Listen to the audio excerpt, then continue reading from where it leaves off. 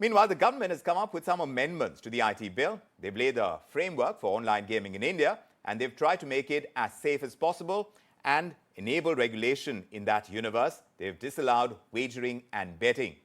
Talking to ET Now, the Union Minister Rajeev Chandrasekhar has spoken about how these new guidelines are going to be an opportunity for startups. And he says the industry will grow because of these as well. Here's an excerpt of the interaction we had with him. The online gaming industry and Indian startups in the online gaming industry this is a very big opportunity for them. और India के history और culture में gamification के लिए काफ़ी सारे there are many stories and many opportunities, and we think, the government of India thinks that many startups, many young Indians can see this as a big opportunity. However, in the last few months and years, there have been some controversy created around online gaming through multiple states trying to regulate it, then courts had intervened, and so there was a lot of confusion and uncertainty around the online gaming ecosystem, which today we have set to rest after almost 90 days of extensive consultation. We have laid out a framework where what type of online games will not be permitted in India are very clearly defined. Games that involve wagering, the games that are addictive, games that involve user harm will be not certified as permissible online games in India, and the responsibility of certifying permissibility or not will be with 3 SROs in the initial stage, and more SROs that will be notified by the Government of India, and each of these SROs will have multi-stakeholder participation, ताकि वो बड़ा transparently एक तरह से एक बहुत ही innovative, fast-growing online gaming ecosystem खड़ा करे. Rajeev Chandrasekhar thinks that these regulations that have been brought in are going to be a great opportunity. Let's find out from the industry what they think. Roland Landers is joining us. He's CEO of All India Gaming Federation. And he's joined by Joy Bhattarcharya, Director General of FIFS, which is the Federation of Indian Fantasy Sports. Great to have you both with us, gentlemen. To you first, Roland. Among the new set of rules for online gaming, there's this ban on any game that involves betting and wagering. How do you see this ban upfront affecting the nature of the online gaming business? Yeah, I mean, as the apex industry body for online gaming, we've been fighting this battle for a long time. This pertains to the offshore gambling platforms that are prevalent, during high spike events like the IPL and even the World Cup T20 in November. So at that time also, we issued representations which ensured that the advisories did come out from the MIB towards the media platforms that carry such ads. And now with, it stopped on television during live sport, but now if you see, it's rampant on the newspapers and the out of home as well as digital platforms. So today, coincidentally, while the rules were announced by the MeitY for online gaming, the MIB also issued a new advisory for banning such ads.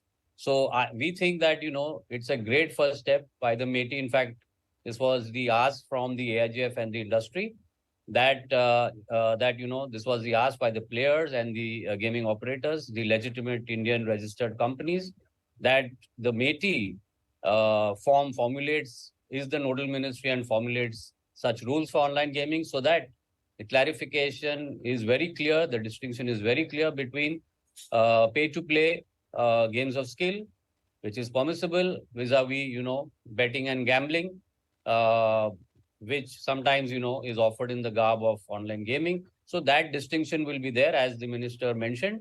The seal of approval would be given by the SRB, like AIGF. We would apply for it, and then this distinction would be extremely clear. So I think, yes, from the stakeholder perspective, it would clarify in the next 6 months. There'll be extreme clarity on what is permissible and what is not.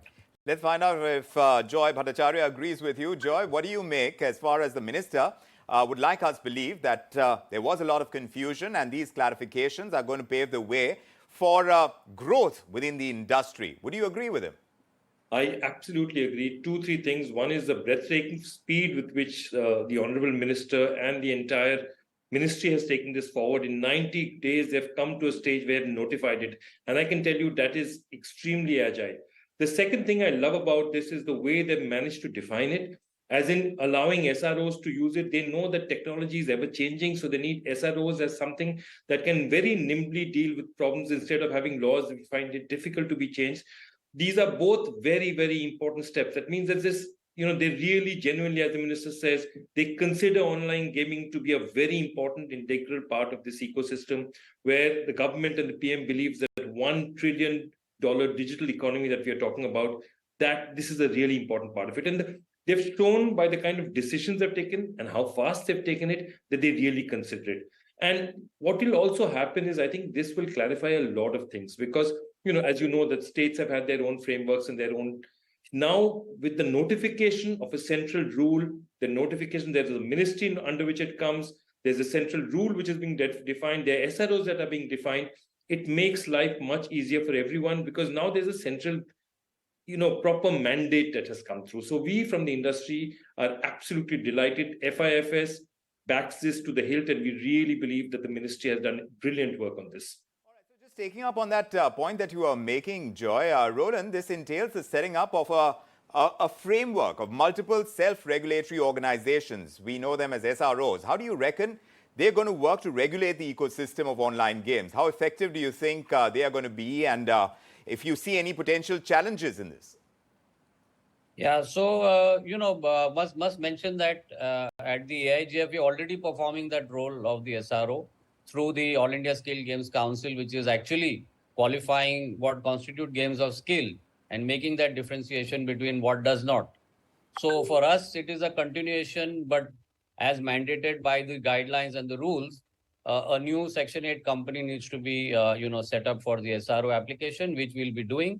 But I don't see any challenges, and I think that this would be, an extremely fruitful exercise, because clearly, two things are there. One is it will allow this, these guidelines are going to allow, these rules are going to allow for innovation, but within the guardrails of player protection and responsible gaming. That's very important, because it's innovation that has got us to this $2 billion industry today size. And it will take us to doubling of that by 2025. So innovation within the guardrails. And, another thing is that make the Indian companies, prosper on the global scale. This is what the Honorable PM also has mentioned many a times in his addresses. So I think the SRO will work very, very efficiently and will, fulfill the needs of every stakeholder within the industry. Joy, you tell us about the fantasy sports, the kind of industry that you represent. Tell us about what the challenges have been and how you see us coming at par with global standards when it comes to what potential fantasy sports bring to the table for India. Almost, we are in 2016, with the start of Dream 11 and the other companies that started there, fantasy sport has already grown by leaps and bounds. In fact, the growth has been scorching, and the kind of level of growth that we've seen already has been huge.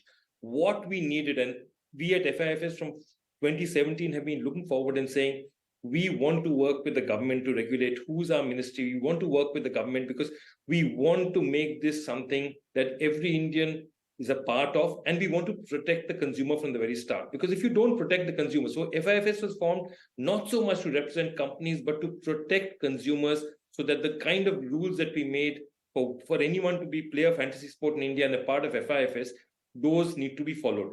And what's happened as a result is that every company, which is an organization which is a part of FIFS, has already following those rules. And that self-regulation that the government is talking about, exactly, that has already been in effect for the past 6-7 years. And therefore, it's a huge benefit for members who already play by the rules. So the message is very clear from the government that if you play by the rules, if you pay your taxes, if you give responsible game to the consumers that does not encourage any other kind of behavior, you are going to be rewarded. And that's what the government is doing.